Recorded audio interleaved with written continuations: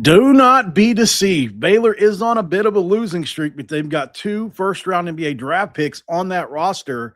I'm not overlooking them.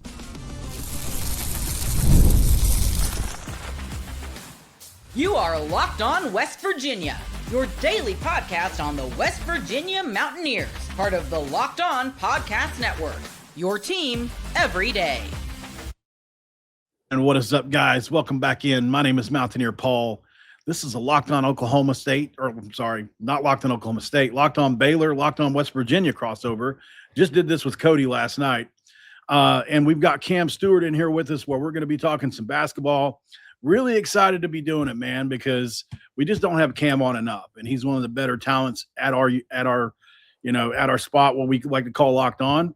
Thanks for making us your first listen as well, guys. We really appreciate that, and for being a part of the Locked On Podcast Network, the number one podcast network in the country right now. We're excited about that, where we talk about your team, the Mountaineers, and obviously the Bears every single day. And we're talking hoops today. We're going to be talking football as well. In the second segment, we'll do a little prediction on this game, but we'll talk portal hauls. We'll talk Baylor. We'll talk, DJ Lagway. Obviously, that's a big pickup for them. West Virginia obviously had some big pickups on the O-line, and we'll talk about that, as well as maybe a comparison as to what Baylor should have done rather than what they did do in the portal. But we got to start where we start. We got to start in basketball. Obviously, a pretty big game this Saturday. Even though the Bears are on a little bit of the snide, if you will, they've lost, 7 of the last 8 games. You've lost games you probably shouldn't have lost to teams you were probably on paper better than. Yeah. This is still a team that could technically make the tournament if you turn things around. And I'll tell you what, you looking at the numbers and things, or at least when I look at the numbers and things, there are some things you guys do on paper that scares West Virginia, even though you're on the back half of this road trip here where I think you probably stayed in Cincinnati and then you'll come to Morgantown. I'm not exactly sure, but so what are your thoughts on obviously West Virginia, Morgantown, the back half of this trip, and the way the Bears have been playing, man? Yeah, well, first off, Morgantown is never a good place for Baylor when it comes to football or men's basketball. We had 1 week. The first week we were ever at number 1, which was in 2017. We were number 1 team in the country, Sunday poll, and then Monday night lost by 20 in West Virginia. So it's this team, you talk about it is a little deceptive in terms of the talent they've got there. They do have some talent. It's not being put together, and they're a team that has really, really struggled defensively. And the offense, since they hit better competition, Paul, if you look at the overall stats, like Big 12 teams overall this year, Baylor's a top 5 offense in the conference. Right.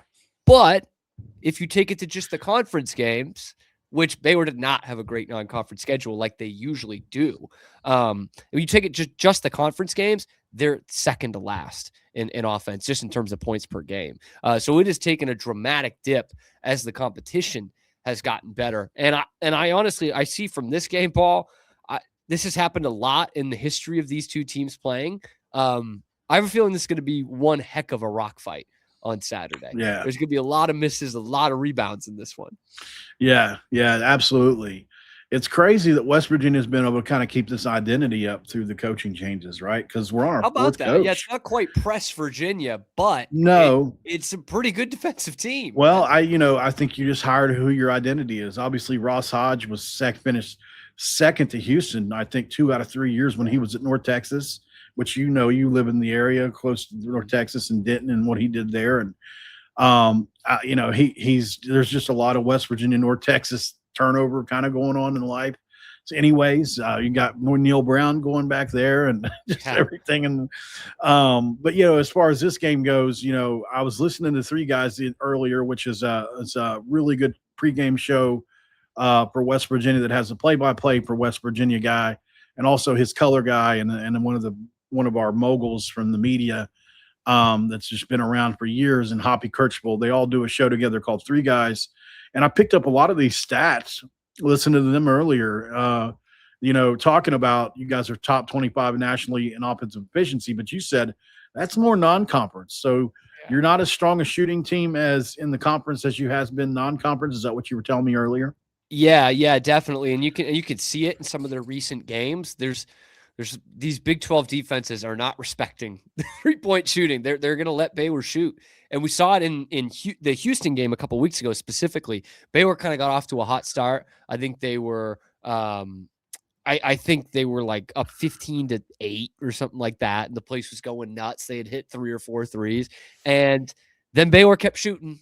And Houston just kept cutting into the lead. They ended up winning by 20, 25 points. It's a team that doesn't have a lot of shooters. And mainly, Paul, they don't have a guy who can command the floor. They don't have a true point guard. And you look at actually both these teams, they're turnover prone, especially when it comes to these conference games. I think they're the 2 worst turnover margin teams in the conference.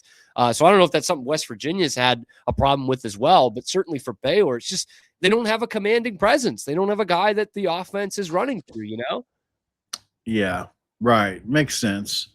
I think what you guys do well is offensive rebounding. That's hilarious. I know, right? Top 10 nationally offensive rebounding percentage.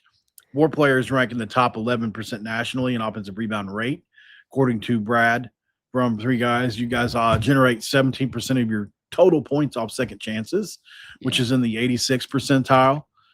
And so that means you have multiple really good rebounders. And that's an important thing. And, Bob Huggins used to always scream, rebounding's a part of defense.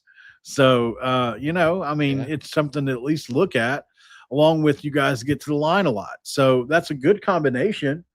And it's not like you guys have great pace. If you look at what you do in transition, you're in the 89th percentile in points off fast breaks, top 15% nationally in transition points per possession. So, obviously the formula is to limit your pace, stop your transition, and make you play half-court ball, right? I think that's kind of what you do with Baylor. Totally. And it's a team that – and here's where the different styles within Baylor's team have not matched up very well, Paul, is like they're slow because they don't have a big rotation. And they've had some injuries, but overall it's a very tight, small rotation, 7 guys, you know what I mean? And so they keep it pretty slow. But in the same sense, they're not – a great man-to-man team. They play a lot of zone defense. Like this is back to the old days for Scott Drew before they hit that kind of national championship level where they were playing straight up man. So you're keeping it in the half court, but you're also playing a zone, which has been varying degrees of effectiveness. Let's be honest. You play a team like Tech that can just shoot over it, and they just shot over it all night. Right. They scored 80 points on you in your own building. And so that's what they're trying to kind of find, this happy medium. Can we slow it down, but we don't have a floor general. And, we can't get out in transition, even though that probably would help us, but we don't, we're playing a zone defense. We want it to be slow, but teams could shoot over that, and so it's all these kind of dichotomies, going against each other here. And that's why you see a lot of their offense is unsettled. That's why a lot of it's second chance points. They miss a lot. They have some good rebounders, and they don't have a point guard who's going to reset the shot clock and give you another 20, 25-second possession and find a good look. It's catching a rebound and going back up. Not even a kick-out team. So, yeah, they're gonna want it to be slow for sure. And I don't know who that exactly gives the advantage to. Probably the team that's won more than one conference game this year, but it is going to be slow. West Virginia. I mentioned this yesterday. Hopefully it changed, because going into the game against Kansas State, West Virginia was averaging, it was like third least in the country possessions. It was 66.6.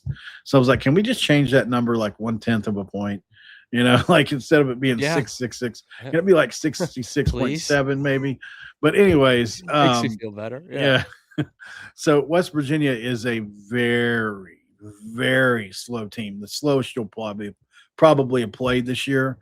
And they love to get shots late in the shot clock, and they love to guard you half court all the way through. This is a team that probably doesn't score it as well because they choose to play defense, right? That's what this team is. We're not, I don't want to say elite because that's like, I'll reserve that for, Houston, Iowa State, and teams in Arizona, obviously. As far as defense goes, but West Virginia is in that next tier, right? They're definitely a top 20 defense in the country. They sit down, they pack the line. So the one thing about Baylor that had the three guys worried, and I thought it was a great point, was Cam Carr, 42% from three, top 6 nationally, 61% from 2, top 13% nationally, and 80% when he gets to the rim. So, he's one of the national leaders in fouls drawn and averages 21 points a game, except for the bad game he had against Cincinnati. And that's not going to happen twice in a row. I don't care. I mean, look, he's a great player. He's going to draw a tough assignment in Jasper Floyd, who has held, I think, 6 guys in a row, 5 points below their average. But, is he a Joe Toussaint level stopper? I don't know about that, but I do think he's really good. And we'll see what happens. We'll see what Baylor's made of. Obviously, this Saturday, I think that they're a better team than their record shows, and they just haven't been put all together yet. And maybe if your best player, your best point guard hadn't got stolen in the offseason along with all these other players, you guys would be a national championship contender this year, right? If you just held on to what you had from last year and had it this year, how much better? If you put Wright on this team, how good would you be? Yeah, I mean that's really just the one name you got to think about, Rob Wright. I think it makes a dramatic difference. It's not unlike a football team that has a lot of good pieces, but the quarterback doesn't come back. You know what I mean? Like that's what we're talking about here. If you've got a guy like Rob Wright, who, by the way, the scoring numbers have been way up this year. He's taken more shots with BYU. There's no reason he wouldn't be able to do that on this runs team. Down there. Yeah, but I'm saying like there's no reason he couldn't have had a higher volume of shots. Oh here. And I don't know if they was that used part of the him reason he left. It could have been. I think money was the biggest part.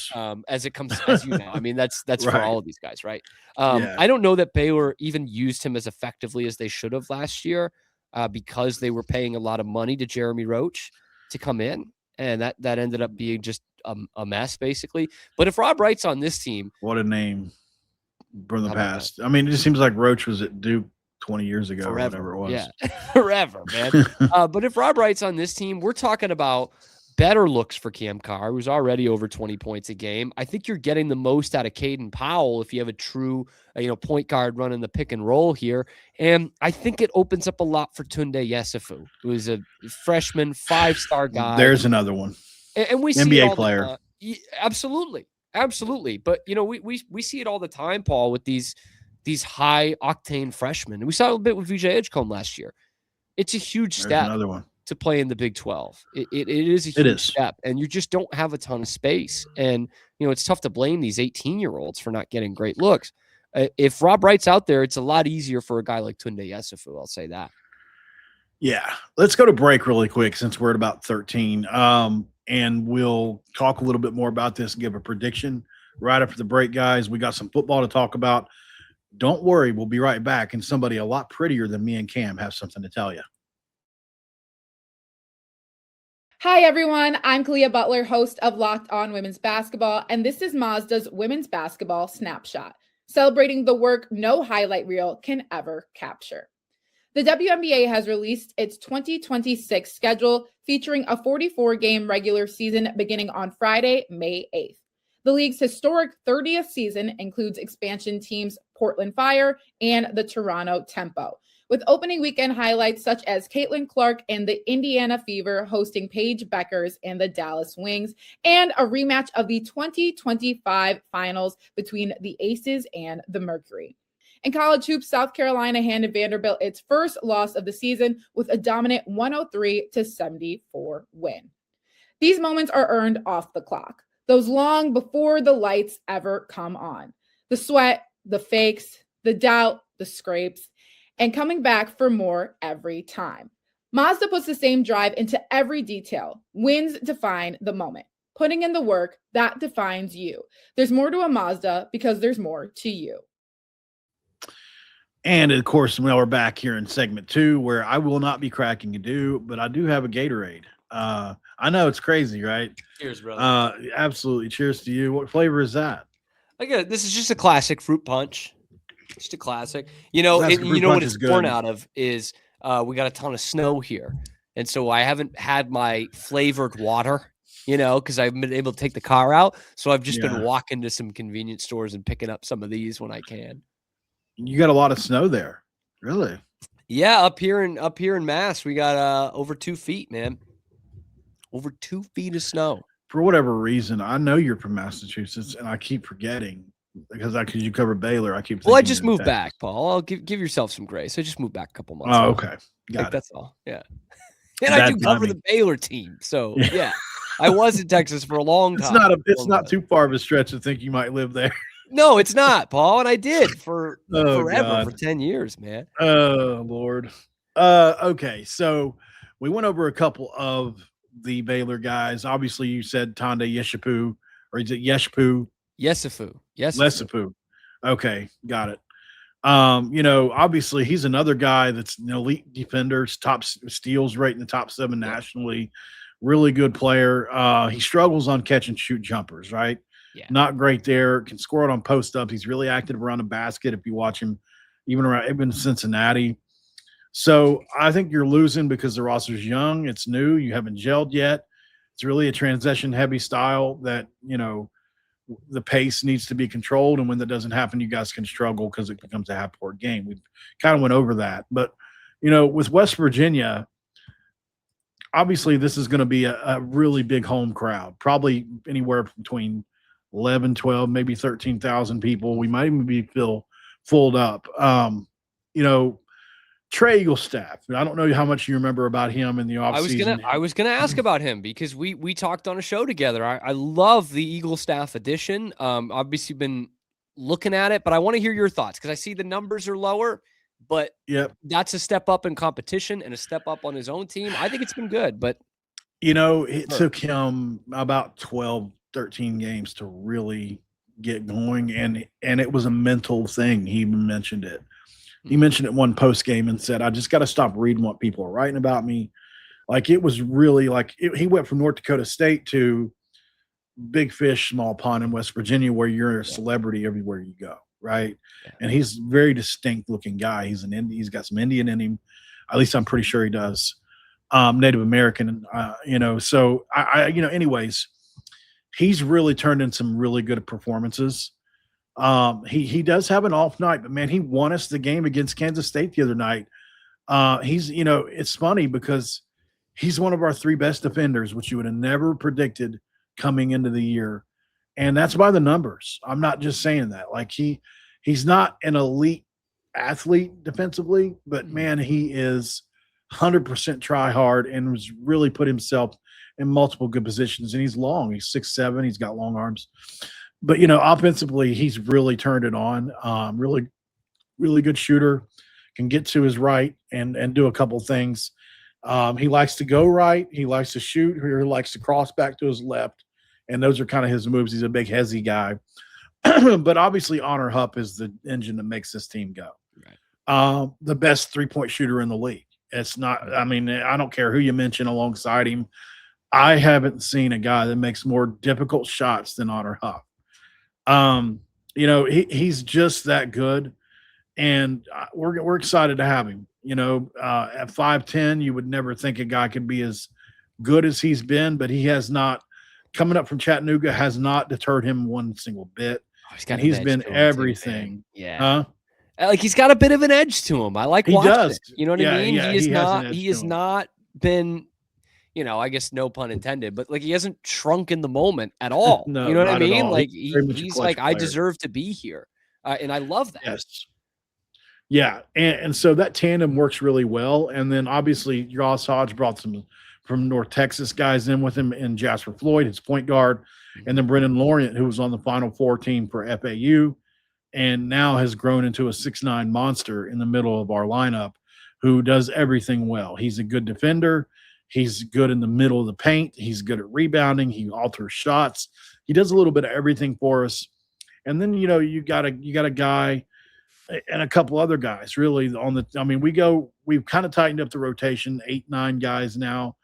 And, it's been good for this team. I think that we're only scratching the surface of this team's potential, but, it's not a team that has a bunch of NBA players on it, but they do have really high level college players.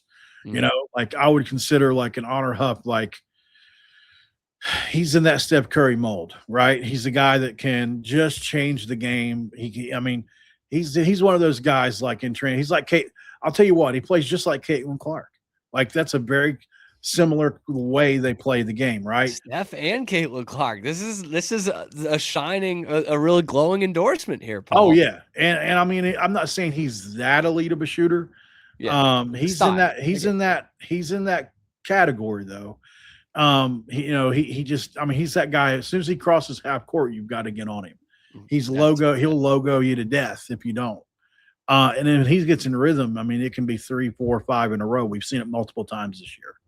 So, he's the guy. And when he's off, we can struggle. And we do go long points of time without scoring the ball. That's our biggest Achilles heel. It's why we've lost a couple games this year. I think our defense takes a lot out of us, but overall, we're a pretty good basketball team. So it should be an interesting game. I like West Virginia to win it. What about you? Do you think Baylor's got a shot to come into Morgantown and win this one? Oh, geez. They have a shot. Yeah. And I think that when you look at the one game they've won in the conference this year I wish I could give more analysis other than they kind of got hot. They got hot from three. It was their best 3-point shooting day. I think they shot almost 60% in that game. They were just shooting the lights out against Oklahoma State. I think I'm supposed to pick Baylor, Paul. I think I have to do that. I do think it's going to be a tight game. I think it's going to be a rock fight. But what I hate about that is Baylor has lost steam in those games, whether it's the rotation, whether it's the play style. They have just lost that kind of steam towards the end of the game. So it's going to be low scoring. Screw it, man. I'll take Baylor. I'll take Baylor. 62-60 though. Like dog fight. He takes you guys Baylor in a dog fight. Wow. Yeah. Okay. Well, I've got to win one of these, man. I'll take West Virginia 69-64. I think it's also going to be a closer game. Yeah. But I do think the home court tips it for West Virginia in our favor. We're undefeated at home. We're 14-0 at home. So that's obviously a big deal. We play really well there. So we'll see what happens. Let's go to break then, since we're already at the 22-minute mark. We'll finish on some football. We'll be right back, guys. We'll talk some portal. We'll talk some Baylor, some DJ Lagway, and some other stuff. We'll be right back. And, of course, we can't go anywhere without talking about our friends from Rocket Money. So if you don't know about Rocket Money, now's the time to learn, man, because I really enjoy the Rocket Money app. It really helps me out. And if you want to be real, managing your finances can be overwhelming between subscriptions you forgot about, bills that keep going up, and trying to figure out where all your money actually goes each month. It's easy to feel like you're losing control. And who has time to track every transaction or hunt down every hidden fee? Well, that's where Rocket Money comes in. It's a personal finance app that helps you take control. It finds and cancels your unwanted subscriptions, monitors your spending, and helps your bills save so you can grow your savings. So I was pretty shocked when Rocket Money showed me I was paying for not one, but 2 Netflix accounts, and this is a true story that I completely forgot about. So it actually has already saved me some money. I love how it tracks all my subscriptions and lets me cancel them right in the app with just a few steps. No more hunting down customer service numbers. And look, let Rocket Money help you change your financial goals faster. You can reach them faster. Join at rocketmoney.com/locked-on. That's rocketmoney.com/locked-on. That's rocketmoney.com/locked-on. Do you think they figured out that rhymed? rocketmoney.com/locked-on. rocketmoney.com/locked-on. Yeah. Because I read it like that. I get it in that rhythm. Yeah. I mean, it's a thing. All right. So with Cam Stuart here from Locked On Baylor, make sure you go over to Locked On Baylor and check him out. The logo is on the border here. If you don't recognize it, which you should, since he does elite work over there. Truly one of the most, I say it every time, but I mean it every time, one of the most talented guys we have at our network. So make sure you're checking him out. As one of the most talented guys we have as well. You should know. Yeah. Takes one to know one. Yeah. Yeah. Humble, man. So you guys, man, I really thought you were going to turn it last year with Aranda. I did. I don't know if it was just the way you came off that the year before with what did you go 7-0 down the stretch, or what was it? Last 6 in a row to end it. Six in a row to end it. Yep. And very similar to, I would say, the 23 Neil Brown West Virginia team that won the Mayo Bowl, and you had all these good players coming back the next year. Eerily similar, man. Yeah. And we had Auburn at first, and you guys had Penn State, right? That was the Penn State year. Yeah. And it's humbling early. Yeah. Yeah, they pull away. This defense just stunk in that game and pretty much every game. But it was no pun intended with the ears crowd here, but eerily similar. And I think we talked about that after the 24 season of like, be careful. You think it's figured out, but sometimes it's not. Right. Neil Brown kind of went back down, and that's exactly kind of what happened here. It's exactly what happened. Yeah. It sucks, man. So, you guys had what you thought was going to be maybe a generational type offensive year. Yeah. It just didn't happen, and it is what it is. So you've moved on. What do you have returning? What is the outlook for this Baylor team coming in the next year, man? I mean, can Aranda flip it? I mean, I feel like he's in the exact same spot Neil was now at this point, to where most everybody hates him. Yeah, it's the vibes are as low as it's been in my decade plus following Baylor pretty intently. And I guess the post scandal thing was a little bit different. And you got Matt Rule, who I think everyone believed in day one. But where this is for Aranda right now, after 6 seasons, is just, it's low. And I would say at the beginning of the portal window, when there was guys going out, no one coming in yet, this looked like a 2 or 3 win team. Like, it looked that low. But the DJ Lagway addition is changing some people's minds. I like the addition. I really do.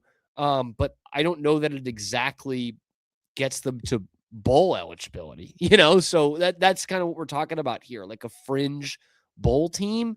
And the Lagway addition is nice. He's one of the best quarterbacks that was in the portal. You kind of got lucky in a sense that he is a Baylor legacy and was thinking about Baylor the first time around. But you look everywhere else and there's not a ton of improvement, and there's almost nobody coming back. You graduated most of your production, and even the guys that were supposed to come back, Bryson Washington, the running back, he's out at Auburn. Your all Big 12 linebacker, Keaton Thomas, former Mountaineer, he's off to Ole Miss, and so you're losing the talent that you even did bring back. And everybody went to Ole Miss. I know. DJ Lagway almost went to Ole Miss. Tampering bunch of fools they are, too. It's unbelievable.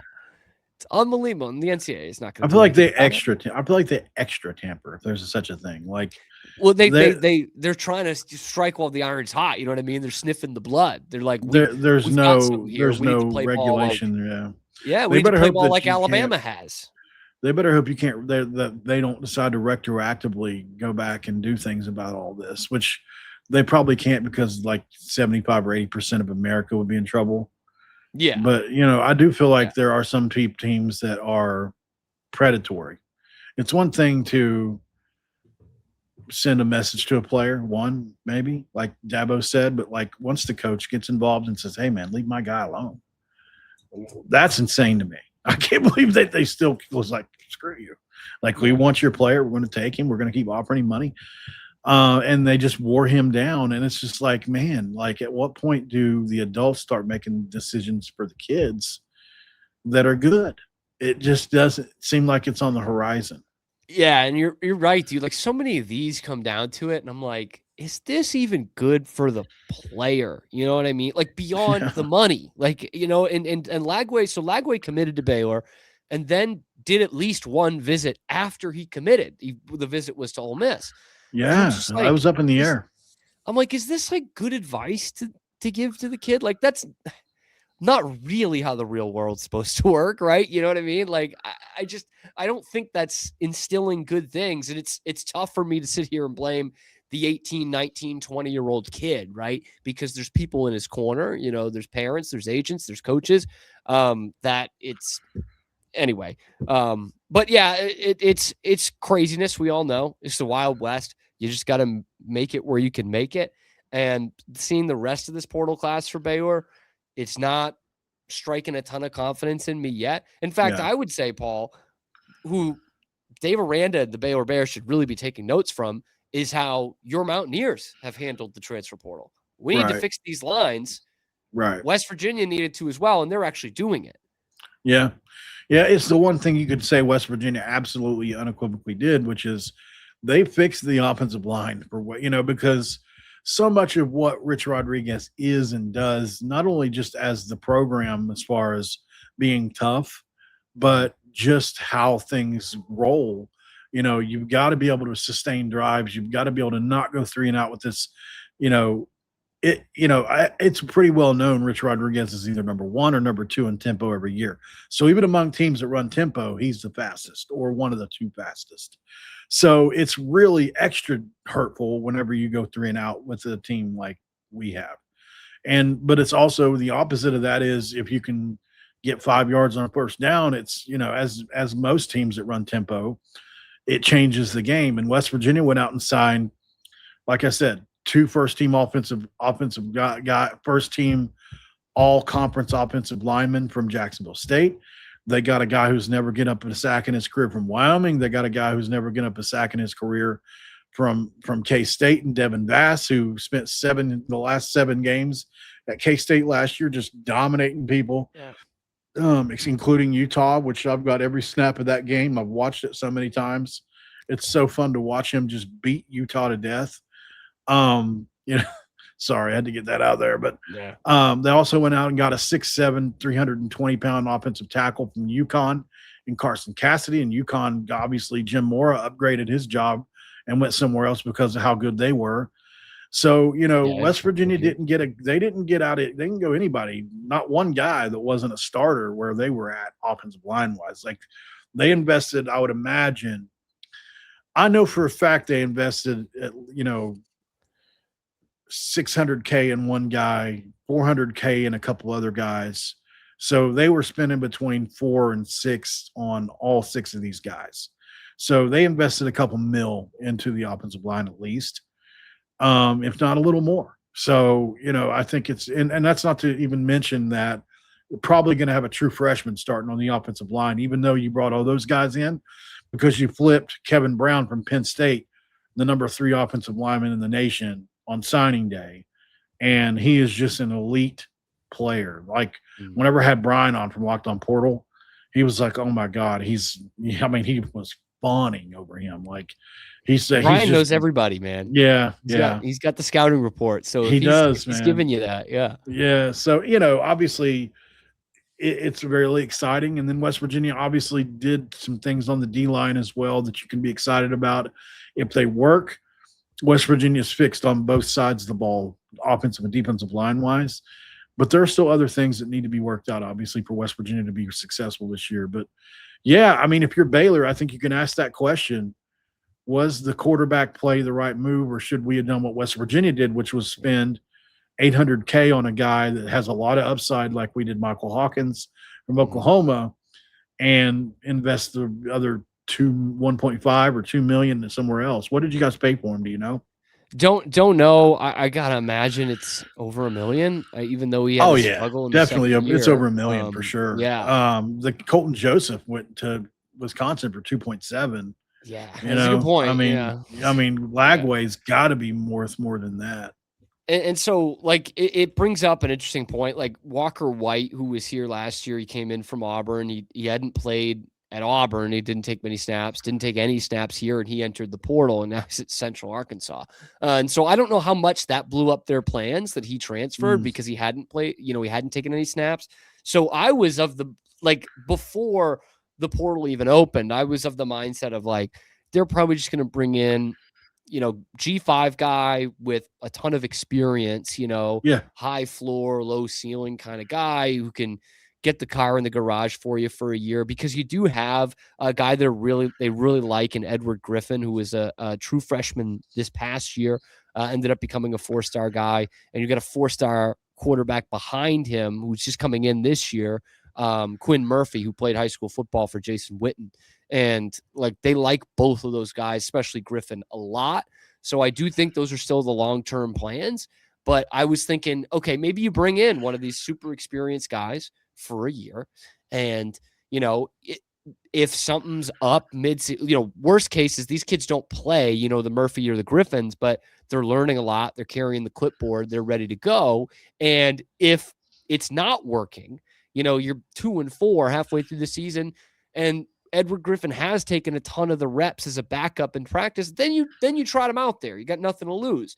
But they've kind of gone in a different direction of expensive quarterback, big name, who does have a couple of years of eligibility left, who is a super talented guy. But I wonder what that does for your future, your short-term future. Seems like a move that a guy who's on the hot seat might make. Exactly. You know what I mean? So it's like, look at this thing over here. Don't pay attention to me for a couple months. Come to buy your tickets. Here he is. Yeah. You can definitely build the offseason around him for sure. Mm-hmm. I mean, I'm sure he's probably already been featured heavily in the social media and everything. Oh, yeah. So, and deservedly so. I mean, would I be excited if West Virginia brought in Lagway? You bet your bottom dollar I would have been excited. Mm-hmm. So, because he could run the I mean, think about him. He's a dual threat guy. He's a former 5-star.